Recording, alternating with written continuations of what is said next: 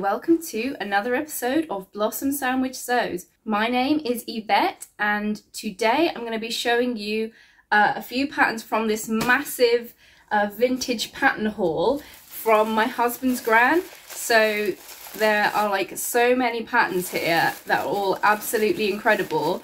So I'm just going to show you a few today that have caught my eye, but there's over like 40 patterns here. So my husband's gran used to be a keen dressmaker, so I think most of these patterns have been used, so that's like, I think that makes it extra special when someone you know has already used them. Yeah, so I will show you some of the patterns and you can let me know in the comments what you think. So this first one that caught my eye, I don't have a date for this one, but I think it's maybe early 80s. So this is Vogue 8145. And I just feel like this ruffle detail across the chest, and then the puffy sleeves as well, is like just really on trend at the moment.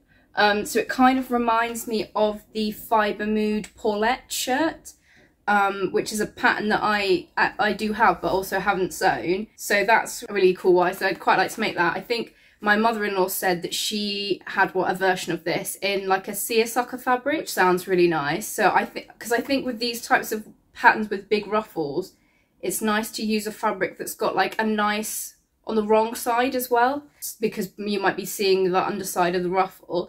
So that's the first one that caught my eye. And then next up is this one. So this is from 1961. Just look at that skirt, isn't that incredible? And then the scooped back as well. So I think like the high neck and then the scooped back is, I think that's actually quite a sexy look, especially if like me, you don't have much of a cleavage. So that's really nice. And then I like how on these pattern packets as well, it shows you the pieces on the back.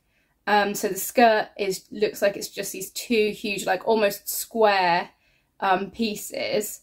So luckily as well with these patterns, most of them have been bought in like the largest size, like a 16 or an 18 at the time, which should probably fit me, because for this an 18 is a bust 38, which is my measurement currently. So yeah, hopefully I should actually be able to make some of these up for myself, which is super exciting. This one is it's like a tennis dress, which I thought was super cute. I can't play tennis. I'm pretty much useless at basically all sports, but this dress is cute anyway. And then what else? Oh, this one I really love, so I might take it out of the bag so you can see it a bit easier. So this is sort of like a sundress. I don't know if you'll be able to see, but it's got these like godes in the skirt and then a little bow at the top. And then so it's got the high neck at the front and then the V in the back, and like quite thin straps. So I thought that would be so cute for summer.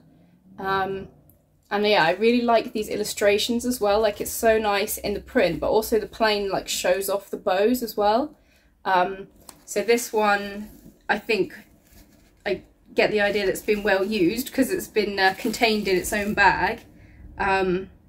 So what size is that in? That's in a bust 40, so hopefully that one I could get into. So I think I've had like a little look through a lot of these and they have all the pieces and the instructions and everything. So yeah, it's really exciting. I feel like it's like a treasure trove of patterns. This one is just incredible. Look at this, the long length. So I was having a look at the whether there's like a modern pattern equivalent for this, because I thought this might catch a lot of people's eye, this design. And yeah, so the sort of neckline at the front kind of reminds me of the Sew Over It Betty dress, but this one has princess seams, whereas the Betty, it has waist and bust darts. And a pleated skirt as well. So I think the skirt is sewn in panels and then pleated for this. yeah, so there was a pattern that I looked up. I think it was maybe the McCall's 8060, which is similar with the princess seams and then a long pleated skirt. So the sample that they've used on the cover doesn't look that exciting, but from the illustration of the longer length, you could make something like this. And I think this would be amazing for like an event, like a, I don't know, a Christmas party or something. And this again has got the scooped back, and then I think a lapped zipper as well. So that's really cool. And yeah, just like the styling with the gloves in the illustrations as well. And that's so amazing. Oh, this one, I thought I just basically picked this one out because the little girl just reminds me of Kirsten Dunst in Interview with the Vampire, with her curls and her super fancy dress. I don't know if I'll make that one though. I don't know any little girls that would appreciate that amount of ruffles. I thought that was quite cute anyway. And then in my episode last week, I was chatting about Instagram sewing challenges. So obviously a lot of these tie in perfectly for Sew 70s, which is still running at the moment. So there are quite a lot of these patterns are like from the 60s, and also a lot from the 70s as well. So I've picked out a few of my favourites from the 70s in the collection. Maybe that will give you some inspiration for something to make up for the Sew 70s challenge. So this first one is like a halter neck, like maxi dress, but this version with the sailor vibes also ties in quite well into the Sew the Sea challenge, which I mentioned last week as well. So I think my favourite version is this gingham one with the like ruffles around the neckline. Then this black version as well, I think, is quite sleek. It's like Bond girl type vibe. So that's really cool. But yeah, the gingham one I think is my favourite. So let me know what you think of those different views. Oh, this one is from 1970, and it's like a dress and kind of a coat as well.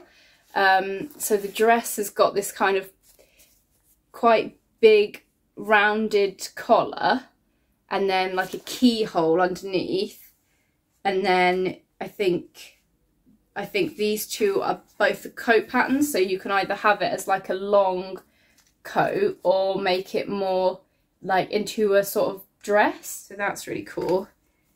So that's McCall's 2464, and that was Simplicity 5349.